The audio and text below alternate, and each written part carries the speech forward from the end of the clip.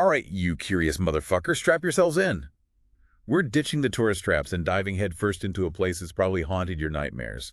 Well, since those grainy World War II flicks anyway. Yeah. The Solomon Islands? More than just a backdrop for some Hollywood war movie, you know. Damn straight. Yeah. We're talking ancient headhunters, cannibalistic feasts, and more colonial fuckery than you can shake a stick at. So grab a stiff drink, get comfy, and let's cut the crap. We're about to uncover the real story of these islands, a story that'll leave you wondering if paradise is just a goddamn illusion. A beautiful illusion, no doubt, but an illusion nonetheless. These islands are a living paradox, a tapestry woven with breathtaking beauty, brutal history, strategic importance, and yeah, deep-seated poverty. We're talking about a chain of nearly 1,000 islands, right?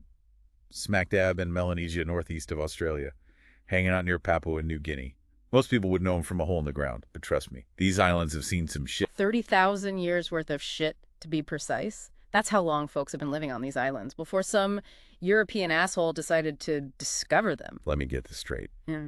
These islanders were thriving, surviving, and probably driving each other crazy for 30,000 years. And we think we've got problems. Shit that puts things in perspective. Perspective is a good word for it. The first wave of settlers likely arrived from the Bismarck Islands in New Guinea, way back in the Pleistocene era. But then things get really interesting around 1200 to 800 BC, when the Lapita people, an Austronesian group with a pretty distinctive pottery style, rolled in. Hold up. They were making pottery 3,000 years ago. Talk about ahead of the curve. Ahead of the curve, and maybe a little off-kilter, too. See, these Lapita folks who seemingly bypassed the main islands, deciding to settle on the remote Santa Cruz group first. Only later did they back migrate to the larger islands. Why?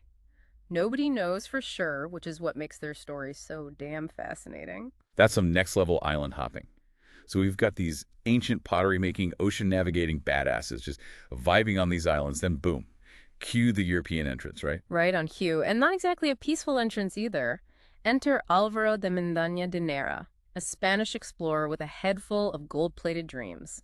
The year is 1568, and this dude thinks he stumbled upon the biblical land of Ophir, overflowing with gold.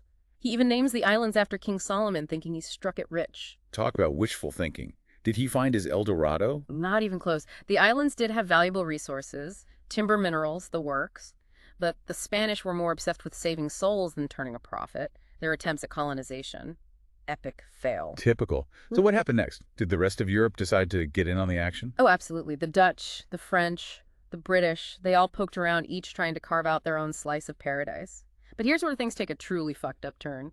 The rise of blackbirding in the 1860s. Blackbirding. Sounds almost pleasant. What the hell is that? Let's just say it wasn't about admiring exotic birds. It was about kidnapping or tricking islanders into forced labor on plantations in Australia and Fiji. Brutal, back-breaking labor, often ending in death. And we're not talking ancient history here. This shit went down less than 150 years ago. Jesus Christ, that's dark. So you've got exploitation, forced labor, and to add insult to injury, Christian missionaries, both Catholics and Anglicans, trying to civilize the savages. A recipe for disaster, for sure. And then World War II explodes onto the scene, turning the Solomon Islands into a blood-soaked battleground. Ah, yes, Guadalcanal, the stuff of legend. But let's be real. Was it really that big of a deal? Bigger than most folks realize. In 1942, Japan, hungry for Pacific domination, sets its sights on the Solomon Islands. These weren't just some random islands in the middle of nowhere. They were a strategic linchpin. And the Allies knew it. The Battle of Guadalcanal, which raged for a grueling 6 months, became a turning point in the war. This is where those badass coast watchers come in, right? The Solomon Islanders who risked their necks to spy for the Allies. You got it. These brave souls provided intel-guided Allied troops and rescued downed pilots, all while facing unimaginable danger. One of the most legendary figures was Jacob Sivuza, a coast watcher who was captured and tortured by the Japanese, but refused to spill the beans. A true goddamn hero. Balls of steel, that's for sure. So the war ends, the Allies win, and the Solomon Islands are left to pick up the pieces. What happened next? The war left its mark, no doubt. The capital was shifted from Tulagi to Honiara thanks to American development during the conflict. Pidgin, a Creole language blending English and local languages, became widespread, a lasting legacy of the interactions between Americans and the islanders. But it wasn't all sunshine and roses. The Solomon Islands finally broke free from British rule in 1978, but peace remained elusive. Underlying tensions simmered, eventually erupting into a brutal ethnic conflict known as the Tensions. Okay, here's where things get juicy. juicy and tragic, all rolled into one. This conflict, also known as the Guadalcanal-Maleta crisis, was a tangled web of resentment fueled by disputes over land ownership resources and political power, the main players. The native Guadalcanal people, known as the Guales, and immigrants from the island of Maleta, the Maletans. The Guales felt like the Maletans were encroaching on their land and resources, and things had been brewing for years. So how did this whole shitstorm kick off? In 1998, a militant group called the Isatabu Freedom Movement, or IFM, emerged. They launched a campaign of intimidation and violence against Malatan settlers on Guadalcanal, basically trying to drive them out. And I'm guessing the Malaytans weren't just going to sit back and take it. Hell no. They formed their own militia, the Maleta Eagle Force, or MEF, to fight back. The situation spiraled out of control faster than a drunken sailor on shore leave. Thousands of Malaytans fled back to their island or sought refuge in the capital, Honiara. The police, already divided along ethnic lines, were outmatched and outgunned. The whole island descended into chaos. Sounds like a scene straight out of Apocalypse Now. Did the government do anything to stop the bleeding? They tried, but it was like trying to put out a wildfire with a squirt gun. Prime Minister Bartholomew Ulufa'alu declared a state of emergency and even begged Australia and New Zealand to step in. But they basically told him to sort it out herself. Seriously, they just left them to tear each other apart. Yep. It was a pretty shameful display of indifference. Meanwhile, things on Guadalcanal went from bad to worse. The MEF seized control of Honiara while the IFM held the rest of the island hostage. So you've got armed militias running amok, the government's powerless, and the international community is playing a blindfolded game of darts. What could possibly go wrong? Hold on tight, because in June 2000, things took another batshit crazy turn. Prime Minister Ulufa'alu was kidnapped by the MEF. They felt like he wasn't doing enough to protect Malatan interests, even though he was a Malatan himself. Talk about being stuck between a rock and a hard place. What happened to the prime minister? Did he manage to escape? He was eventually released after agreeing to step down. A new prime minister, Manasseh Sogavare, was elected. But the whole process was shady as hell. Several MPs who were likely to vote against him conveniently couldn't make it to the parliamentary vote. Classic political maneuvering. Did Sogavare manage to bring the situation under control? Not really. There were a few attempts at peace talks, but a key Gual militant leader, Harold Keek, refused to sign any agreements. This just led to more division and bloodshed, especially in the remote Weather Coast region of Guadalcanal. 5 years into this conflict, and it seems like things are spiraling further down the shitter. What was the impact on the Solomon Islands themselves? Devastating doesn't even begin to describe it. By 2001, the economy had flatlined, the government was broke, and law and order had become a distant memory. Armed gangs ruled the streets of Honiara, the police were useless, and extortion and banditry were rampant. Sounds like a total fucking nightmare. So what finally happened? Did they manage to pull themselves out of this abyss? By 2003, the situation was so dire that the Solomon Islands government had no choice but to swallow its pride and formally request international intervention. I bet Australia was just thrilled to finally have a reason to get involved. You could say that. But in their defense, the arrival of Ramsay did have a significant impact. The violence subsided, Harold Keek surrendered, and a semblance of order was restored. So happy ending. Not quite. The Solomon Islands were left deeply scarred, both physically and emotionally. Hundreds were dead, thousands were displaced, and the economy was in ruins. And that's not even touching on the psychological trauma that lingers to this day. Man, that's heavy stuff. So what's the situation in the Solomon Islands today? Have they managed to heal those wounds? That's where things get really interesting. Well, we'll dive into that after you motherfuckers grab another drink. Stay tuned. All right, back from the bar. Good, because this shit's about to get even wilder. Where were we? Yeah, the Solomon Islands today. Paradise found, paradise lost, or just another goddamn clusterfuck. Think of it as a fragile democracy still haunted by the ghosts of the tensions. So basically the shitstorm calmed down. But there's still a shit ton of problems brewing under the surface. You got it. Corruption is like a goddamn weed choking the life out of the place. The economy is hooked on logging, which is about as sustainable as a cocaine binge. And climate change. Well, let's just say those rising sea levels are giving the islands a serious existential crisis. Damn, sounds like they're stuck in a never-ending cycle of fucked. But hold on, you mentioned something earlier about a switch in alliances. What's the deal with that? Yeah. That's where the geopolitical game gets really fucking interesting. In 2019, the Solomon Islands pulled a switcheroo that pissed off a whole lot of people. They ditched their diplomatic recognition of Taiwan and jumped into bed with China. Wait, what the fuck? Why would they do that? Isn't Taiwan like their homie? It's all about China's growing influence in the Pacific, man. They're like a goddamn octopus spreading their tentacles everywhere. They've been pouring money into infrastructure projects, dangling aid packages like candy, and a lot of Pacific Island nations are falling for the bait. So it's like China's playing the long game, using their fat stacks of cash to buy political influence. Bingo. And it's giving Australia and the US a serious case of heartburn. They see China's presence in the region as a threat, a challenge to their dominance. I bet they're shitting bricks. How did Australia react to the Solomon Islands' little switcheroo? Let's just say they didn't send a congratulatory fruit basket. Australia has always viewed the Solomon Islands as part of their backyard, their sphere of influence. They've been throwing aid money at them for decades, so seeing China waltz in and steal the show, not a happy moment down under. Sounds like a geopolitical pissing contest, and everyone's getting soaked. You said it. And things got even more heated in 2022 when the Solomon Islands signed a security pact with China. This little agreement allows China to deploy their security forces to the Solomons, which basically sent Australia and the US into full-blown panic mode. Hold up, so China could have a military base right on Australia's doorstep.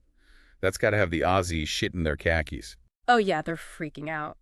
Australia and the US are scrambling to counter China's moves, but it's an uphill battle. China's offering a lot of shit that the Solomon Islands desperately need. Roads, bridges, schools, hospitals. It's a tempting offer for a country drowning in poverty and limited opportunities. So it's like choosing between a shiny new car and a used bicycle with a flat tire. Pretty much. The Solomon Islands government claims they're just diversifying their relationships, looking out for their own interests. They say they're not picking sides in this geopolitical showdown. Yeah, right. That's what they all say. Yeah. But the security pact with China, it's a big fucking deal. What does it actually say? The exact details are still a bit of a mystery wrapped up in diplomatic bullshit, but from what we know, it allows China to send their police and military personnel to the Solomons to help keep the peace and protect their investments. Sounds vague and kind of ominous. It is. And that's what has everyone sweating bullets. China could easily use this pact to set up a permanent military presence in the region. That would be a game changer, shifting the balance of power in the Pacific in a big fucking way. So we're talking about a potential powder keg, a place where shit could hit the fan at any moment. Absolutely. The situation is volatile as hell, with a lot of players vying for control. So what does this all mean for the average Solomon Islander? Are they just collateral damage in this geopolitical game of risk? Sadly, yeah. They're caught in the crossfire dealing with a shitstorm of poverty, unemployment, climate change, and the lingering trauma of ethnic conflict. And now they're being dragged into this power struggle between China and the West, which is just adding to their burden. So it's like they're pawns in a game they didn't even sign up for. Exactly. And it's a game with real-life consequences. The decisions being made by their leaders will have a ripple effect for generations to come. Damn, that's a heavy thought. So we've got poverty, corruption, climate change, ethnic tensions, and this geopolitical shitstorm brewing. Is there any hope for the Solomon Islands, or they're just fucked? That's the million-dollar question. The Solomon Islands are at a crossroads. They could cozy up to China and potentially reap the rewards of their investment and aid, but at the risk of becoming China's bitch. Or they could try to walk a tightrope between China and the West, which is about as easy as juggling chainsaws while riding a unicycle. And that's not even factoring in all the internal shit they need to sort out. Right. They need to find a way to kick corruption to the curb, improve governance, and create a more equitable society. And let's not forget about climate change, which is basically an extinction-level event waiting to happen. Sounds like a Herculean task, even for a demigod. It is, but it's not impossible. The Solomon Islands have a rich culture, resilient people, and a shit ton of untapped potential. But they need strong leadership, smart policies, and a whole lot of international support to overcome these hurdles. So it's a delicate balancing act with the fate of the islands hanging in the balance. Precisely. They need to figure out how to chart their own course to pursue their own interests without getting steamrolled by this global power struggle. And what about the rest of the world? Should we just grab some popcorn and watch this shit show unfold? That's a question you gotta ask yourself, my friend. The Solomon Islands are a microcosm of the challenges facing a lot of small island developing states around the world. They're on the front lines of climate change, battling poverty and inequality, and getting sucked into geopolitical conflicts they have no control over. Their story is a reminder that we're all connected, and that the decisions we make, even on the other side of the planet, can have a ripple effect that reaches every corner of the globe. Fuck, that's deep. So after this deep dive into the heart of darkness, what's the takeaway? What should our listeners be pondering as they refill their glasses? The Solomon Islands are a goddamn paradox. They're stunningly beautiful, but their history is brutal. They're strategically important, but they're also incredibly vulnerable. They're striving for independence, but they're constantly getting caught in the crossfire of global power struggles. So it's a story of resilience, but also a cautionary tale. You nailed it. It's a story that should make us all stop, think about the choices we make, and consider the impact we have on the world around us. So we've gone from ancient headhunters to modern-day geopolitical maneuvering. What a fucking roller coaster ride. And we've only scratched the surface, my friend. There's so much more to unpack. The scars of colonialism, the lingering trauma of conflict, the struggle to forge an identity in a world gone mad. It's mind-blowing to think about all the shit these islands have endured. And now they're facing a whole new set of challenges, with China and the West practically wrestling for their attention. It's a delicate balancing act for the Solomon Islands. They're trying to assert their sovereignty, to control their own goddamn destiny. Yeah. But they're also aware of the geopolitical realities. They need allies, they need investment, they need support. So what's the best-case scenario here? What does a hopeful future look like for the Solomon Islands? Do they even have a fighting chance? The ideal scenario. They manage to walk this geopolitical tightrope without losing their balance or their independence. They leverage the attention they're getting to attract investment and aid, but they do it on their own terms without selling their souls to the devil. They strengthen their democratic institutions, kick corruption in the balls, and empower their people to have a say in their future. And what about the environmental challenges? They're practically sinking as we speak, right? Sadly, yes. Climate change is an existential threat to the Solomon Islands, and it's not a problem they can solve on their own. They need the international community to pull their finger out of their asses and take real action to reduce emissions and help them adapt to the impacts that are already happening. So it's not just about throwing money at the problem. It's about real systemic change, about recognizing that we're all in this sinking ship together. Damn right. It's about understanding that the fate of the Solomon Islands is intertwined with the fate of the planet. What happens there is a reflection of what's happening everywhere. Heavy shit, man. So after this deep dive, what are some things our listeners should be thinking about? What are some questions they should be asking themselves? Here are a few to ponder. How can we reconcile the beauty of these islands with the brutal reality of their history? What responsibility do those colonial assholes have for the exploitation and violence they inflicted? How can we support the Solomon Islands in their quest for sustainable development and self-determination without becoming the very thing they're trying to avoid? And most importantly, what can we do as individuals and as a global community to give the Solomon Islands and other vulnerable nations a fighting chance in this climate change apocalypse? Fuck. Those are some heavy-hitting questions. Not exactly your typical, what should I pack for my tropical vacation kind of thoughts. Oh, the Solomon Islands are anything but typical. They're a place that shatters our preconceived notions, forces us to confront the complexities of history, and reminds us that we're all connected for better or for worse. All right, you curious motherfuckers, it's our deep dive into the Solomon Islands, a paradise lost, a strategic pawn, a battleground for survival. What do you think? Are they a cautionary tale, a glimmer of hope, or something else entirely?